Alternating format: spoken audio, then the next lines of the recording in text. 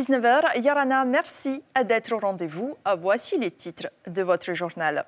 L'industrie pesait 70 milliards de francs pacifiques il y a encore 3 ans. C'est 2 fois moins aujourd'hui. Mais les professionnels espèrent le retour des jours meilleurs. Alors la résilience reste le leitmotiv encore. Et il faut surtout faire preuve d'imagination pour survivre. On en parle avec Mélinda Baudin, la présidente de l'Association du tourisme authentique. Pire est, l'emportera-t-il sur le champion des Émirats arabes unis? Réponse demain. Une chose est sûre, les footballeurs polynésiens se sont donné les moyens pour décrocher la victoire. Comment se sentent-ils à quelques heures du match? Réponse avec Donovan Bourebaré en direct depuis Abu Dhabi. C'est un phénomène de la nature qui n'a toujours aucune explication scientifique. La ponte des Porites russes dans toute la Polynésie entre 6h30 et 7h30 exactement. Cette espèce de corail livre un spectacle magique, c'est à découvrir dans ce journal. Et enfin, Bruno Sioux vous émoustille les papilles d'un autre à Haïfinois. Il vous partage ce soir 2 recettes de cuisine asiatique faciles à réaliser et qui donnent envie. Mais d'abord, le variant Omicron parcourt la Polynésie à une vitesse inouïe, entraînant dans son sillage des records d'infection. Plus de 1300 cas recensés ce mardi, un chiffre sous-estimé selon les autorités sanitaires, puisque de moins en moins de tests de dépistage sont réalisés, mais pas de risque majeur pour l'heure, car le centre hospitalier est encore préservé. Stéphane Ratino, Jacques Damour. Ce graphique à lui seul dit la situation du pays. Un variant Omicron qui évolue et se propage, le taux d'incidence a été multiplié par 3 en 20 jours, mais dont l'intensité pour les personnes touchées serait pareille à un épisode de grand rhume, même dans sa mutation. Pour l'instant, il n'a montré aucune spécificité et aucune conséquence sur l'épidémie et sur l'impact sanitaire dans les pays. Donc pour l'instant, ce n'est pas une préoccupation.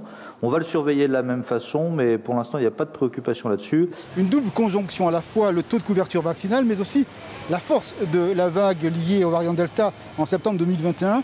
Eh bien, ces 2 éléments ont changé le profil aujourd'hui des citoyens touchés par la Covid-19. Ce sont principalement des jeunes. À ce jour, les 2 tiers des gens touchés par la Covid ici en Polynésie ont moins de 40 ans. L'âge moyen des patients donc atteints par la Covid est actuellement de 33 ans. Les autorités en sont persuadées. La moindre couverture vaccinale des jeunes est responsable en partie de cette prégnance, sans conséquences sanitaires majeures pour ce collectif qui, désormais, contre mauvaise fortune bon cœur, vit avec cette réalité pandémique.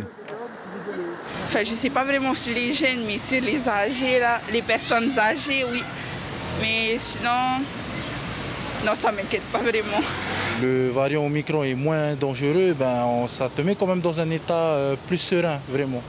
En fait, c'est juste ça, c'est avec tout ce que l'OMS dit, ou bien les chercheurs, etc., tout ce qu'ils disent.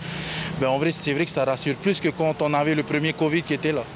Toutes les actions des autorités publiques ont une visée, maintenir la réponse hospitalière. Cette vague Omicron a fait rentrer ses premiers patients au Taoné cette semaine, profil plutôt âgé, avec des comorbidités. Un constat, ce virus qui va en mutant est moins virulent, personne n'est en réanimation. Il n'y a que 6 personnes hospitalisées dans le secteur Covid. Ce sont des personnes dont certaines ne sont pas encore vaccinées, malheureusement. C'est la réalité aussi. Donc on voit bien là que c'est quand même rassurant, du fait que nous ne connaissons pas à l'heure actuelle l'épidémie que nous avons connue au mois d'août. La politique vaccinale reste encore l'alpha et l'oméga des autorités. Le pass vaccinal aura force et vigueur dès le 8 février et le vaccinodrome de la présidence fonctionnera à plein, notamment pour les 3e injections. Oui, justement, sachez qu'à partir de demain et jusqu'au 11 février, le centre de vaccination de la présidence reprend le relais. Il sera ouvert tous les jours dès 7h30 et la vaccination des enfants âgés de 5 à 11 ans est désormais possible sur la base du volontariat. Elle n'est pas obligatoire. Et de leur côté, les îles Tonga viennent de décréter un confinement après avoir détecté de premiers cas positifs de Covid, à l'heure même où des aides sont acheminées.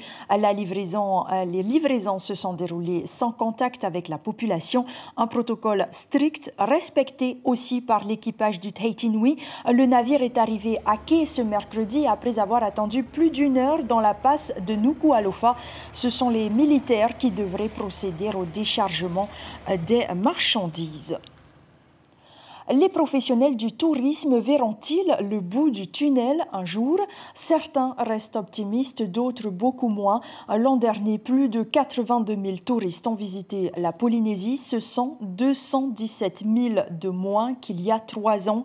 Mais tous espèrent une reprise, même si l'année démarre timidement. Le reportage de David Chang était Yuaribi. À Bora Bora, l'arrivée de ces 3 paquebots, le Starbreeze, l'Insignia et le Paul Gauguin, est une véritable bouffée d'air frais pour ces prestataires touristiques. Ça fait plaisir, quoi. Ça fait travailler. Donc là, on est là pour attendre nos clients du bateau. C'est un plus. Tant qu'il y a des touristes, tant qu'ils sont là, tant qu'ils veulent visiter l'île, ben, on est content. Malgré les rires et les accueils chaleureux, il s'agit de la période la plus difficile de l'année. La saison basse est particulièrement rude. Il y a le Covid et ses restrictions sanitaires, mais pas seulement. Vers le 5 et le 10, on a commencé à sentir une baisse prononcée. Et bien sûr, la saison des pluies a appuyé fortement ce manque d'activité. On était en vigilance rouge, orange, jaune. À Taha, morosité partagée également par ce couple qui gère une pension de famille. Leur établissement a réalisé un taux de remplissage de seulement 8% à la fin de l'année 2021. Ça partait très bien. On avait un grand espoir de finir correctement l'année, sauf qu'on a été coupé en plein vol puisque fin août, fermeture, enfin pas fermeture des frontières, mais confinement dans les pensions, donc les clients ont pris peur. Le taux d'occupation de cet hôtel de Fa'a est passé de 30 à 50% par rapport à janvier 2021. A priori, une bonne nouvelle, mais attention, ces chiffres ne sont pas représentatifs de la santé d'un établissement de ce type. La partie la plus cruciale, c'est le prix moyen. Et d'une part, nos occupations sont très en dessous de ce dont on a besoin pour vivre. Et les prix moyens sont très en dessous de ce dont on a besoin aussi. Et donc, les charges ont tendance à augmenter. Vous voyez tous, on parle d'augmentation des prix. Pour ne rien arranger, l'établissement a contracté 2 prêts garantis par l'État. Il s'attend néanmoins à remplir à 75% ses chambres à la moitié de l'année, à condition que le Covid ou la météo ne viennent pas jouer les troubles fêtes. Et la situation reste préoccupante aussi pour l'Association du tourisme authentique de Polynésie. Elle a réuni ses membres durant 2 jours. Dans ce contexte toujours imprévisible, ils doivent faire preuve d'originalité pour survivre à cette crise économique causée par le coronavirus. Nous allons faire un bilan tout de suite avec sa présidente Melinda Baudin. Elle est en direct avec nous depuis Pirée où se sont tenues ces journées techniques. Melinda Yorana, merci d'être avec nous ce soir. Alors, quelles sont vos solutions pour affronter cette crise qui n'est pas terminée? Oui, bonsoir Eyata et bonsoir la Polynésie et bonne année du Tigre. Donc, depuis hier, nous sommes au séminaire et depuis hier, nous avons abordé des sujets hyper intéressants. Hier après-midi, nous avons reçu le service du tourisme et le ministère du tourisme qui s'occupe de nous en ce moment. La DICP, la Chambre de commerce, la Sofidep, etc., qui sont venus nous apporter également de bonnes nouvelles. Et quelles bonnes nouvelles? Des bonnes nouvelles parce que dorénavant, voilà. Oui, alors les bonnes nouvelles. Nous allons travailler de concert, en collaboration hyper étroite avec le service du tourisme. Waouh! On peut applaudir ce partenariat. Et nous allons travailler ensemble sur le classement et la labellisation. Donc, c'est déjà une très bonne nouvelle pour nous. Le ministère du Tourisme, avec Lionel Lao, nous a également promis de venir vous soutenir, abonder l'association avec la subvention, nous soutenir également.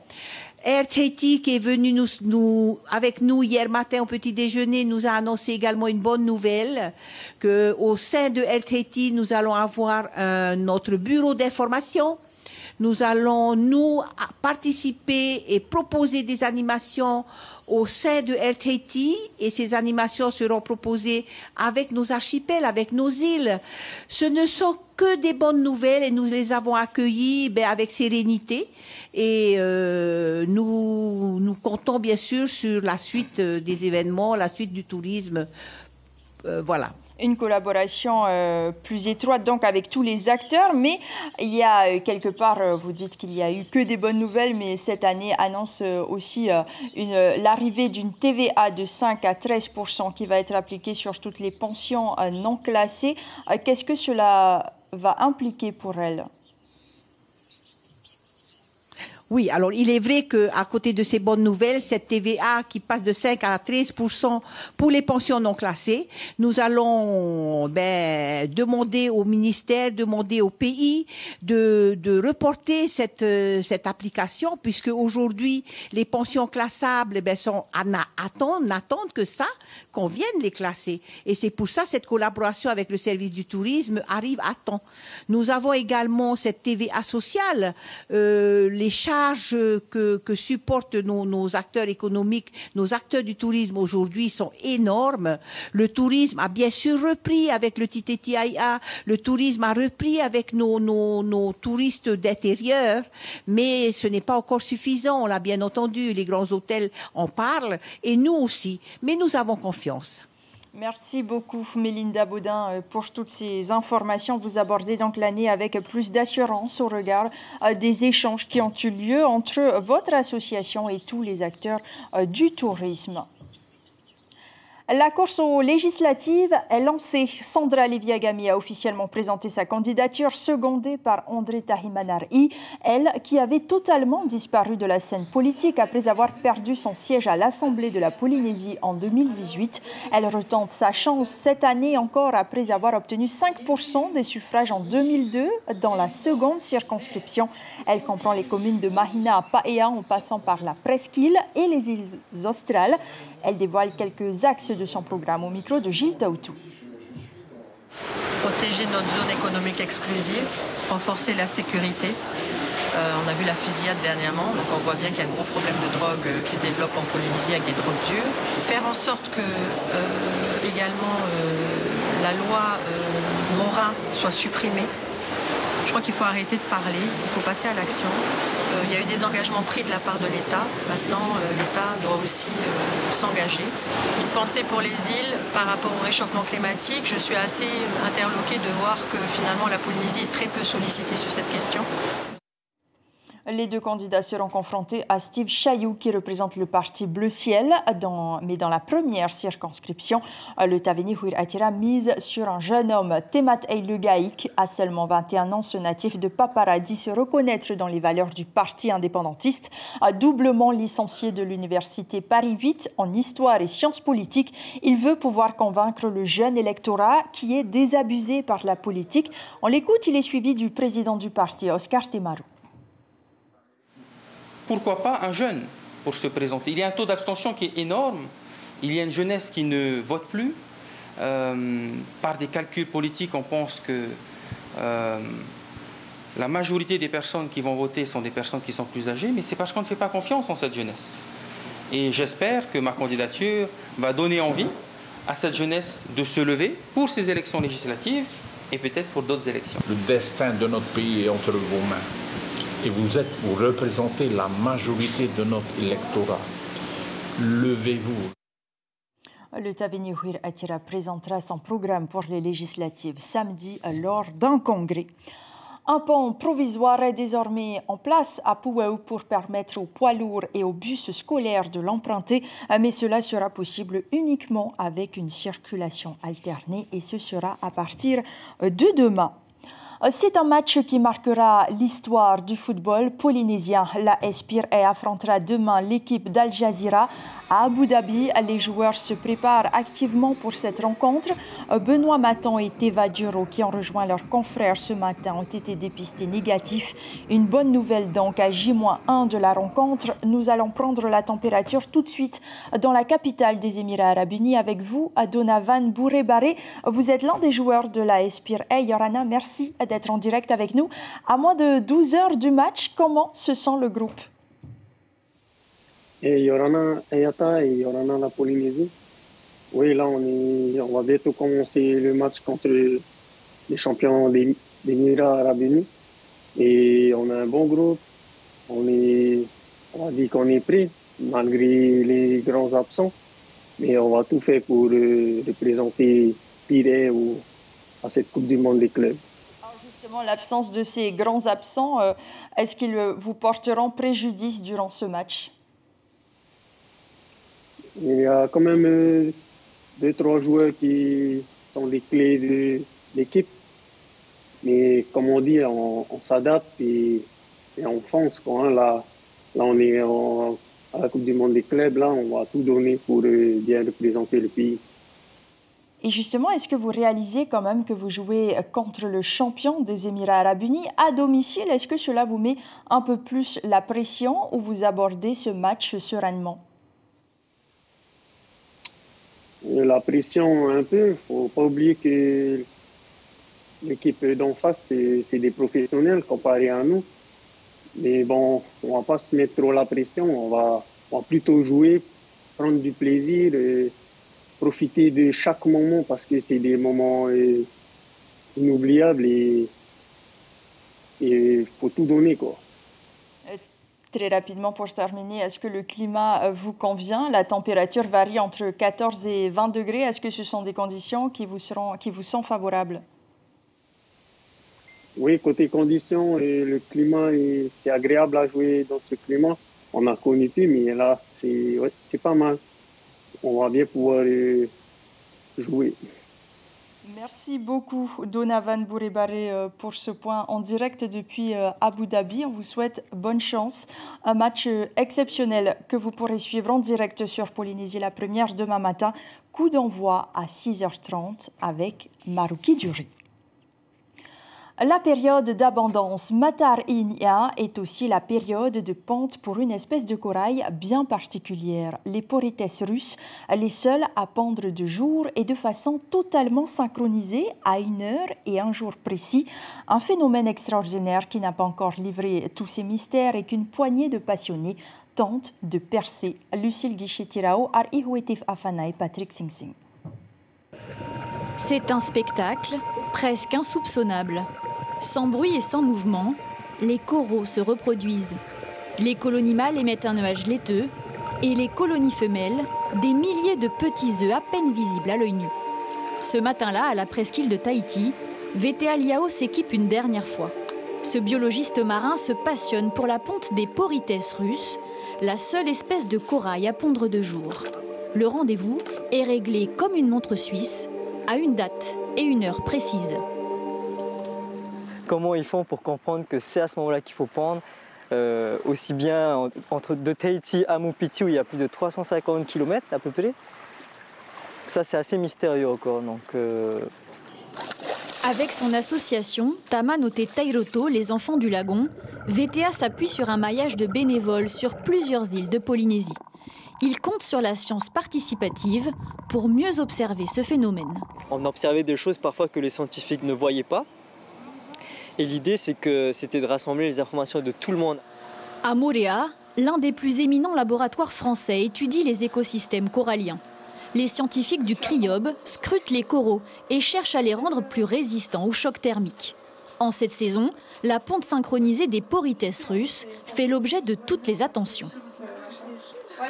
La crainte, c'est qu'avec le changement climatique, avec les problèmes environnementaux, ces zones elles peuvent être décimées en quelques mois. Pour vous donner une idée, en 2019, à 6 mètres de profondeur sur la pente externe, on a perdu 50% des coraux.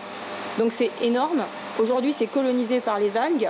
Et aujourd'hui, la crainte qu'on a, c'est qu'en quelque sorte, ces bébés coraux ne viennent pas s'installer sur cette pente externe parce qu'il y a plein d'algues.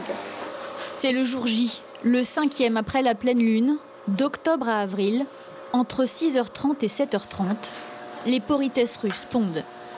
Les bénévoles de Tamanote Tairoto ont rendez-vous avec eux. Cette année, ils sont 175 observateurs répartis sur 9 îles de Polynésie. Rapidement, la visibilité devient quasi nulle dans le lagon. Pour moi, c'est une première. Moi qui ne savais pas que les coraux pondaient, là, la première fois que je vois, c'est magnifique. C'est étonnant même. C'est un phénomène magnifique à voir et donc j'aimerais que les enfants, enfin tout le monde puisse le voir et être sensibilisé à la protection des lagons et la fragilité aussi de nos lagons. Les récifs coralliens représentent seulement 0,2% de la surface des océans, mais y abrite un quart des espèces marines. Chaque ponte est un message d'espoir. Et la prochaine ponte aura lieu le 21 février. Un magazine à découvrir en intégralité dans votre émission Vevo ce soir après ce JT présenté par Chiquita Darouzes. Enfin, nous poursuivons notre série de reportages sur le Nouvel An chinois. Ce soir, nous vous présentons un plat asiatique. Bruno Siu, auteur d'un livre de recettes, nous en dévoile les secrets. Rencontre signée James O et Patita Savia.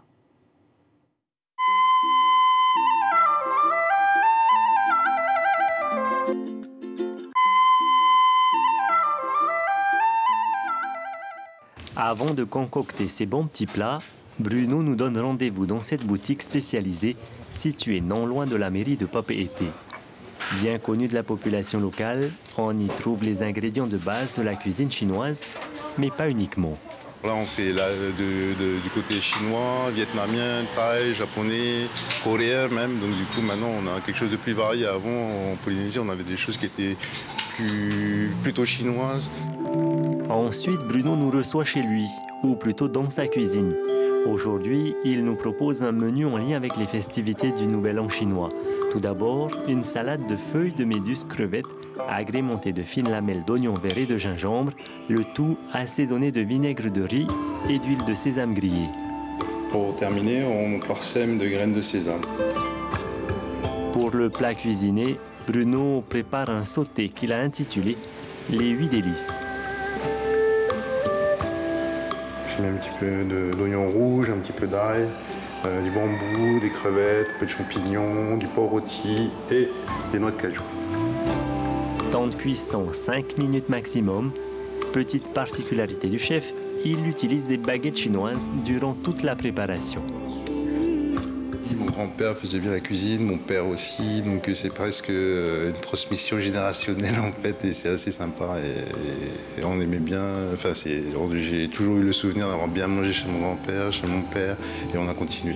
C'est plutôt les hommes qui cuisinent dans la famille.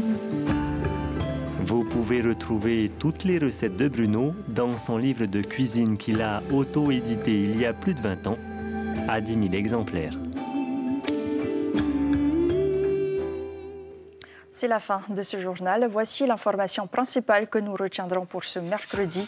Avec plus de 1300 cas actifs recensés ce mardi, dont 790 en 48 heures, le variant Omicron se transmet rapidement. Mais il reste moins dangereux grâce à une immunité vaccinale selon les épidémiologistes.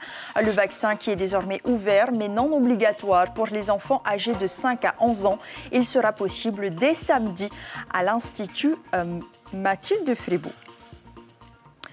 Demain, vous saurez tout sur le Festival international du film documentaire océanien dans votre émission L'Invité Café avec Myriam Abono, présidente de la FIFO. Vos quotidiens, titre demain, la dépêche d'abord sur cette solidarité avec Tonga. Les aides de l'État et du pays arrivent. Et puis Tahiti Info, titre sur Tahiti Air Charter qui attaque avec ses nouvelles offres commerciales au Raromatei. Votre programme télé ce soir, votre émission Vevo et puis le magazine Outre-mer si on bougeait les lignes, spécialement consacré au Covid. La situation épidémique dans les Outre-mer inquiète le Conseil scientifique dans son avis rendu le 19 janvier. S'en suivront 2 épisodes de la série anglaise Hunter. Merci pour votre fidélité. On se quitte sur ces magnifiques images. Elles vous donnent un avant-goût de ce que vous pourrez découvrir dans votre émission Vevo juste après ce journal. Très belle nuit et à demain.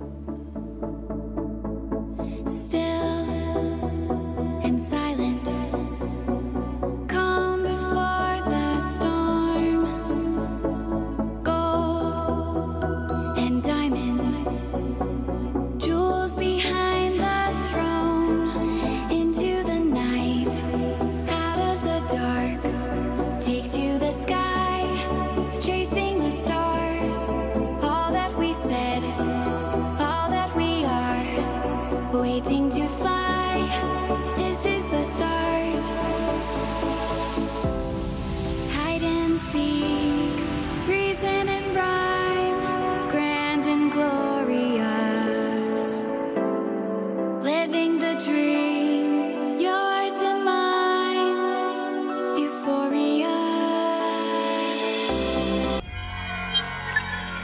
Retrouvez ce programme en replay sur notre site internet.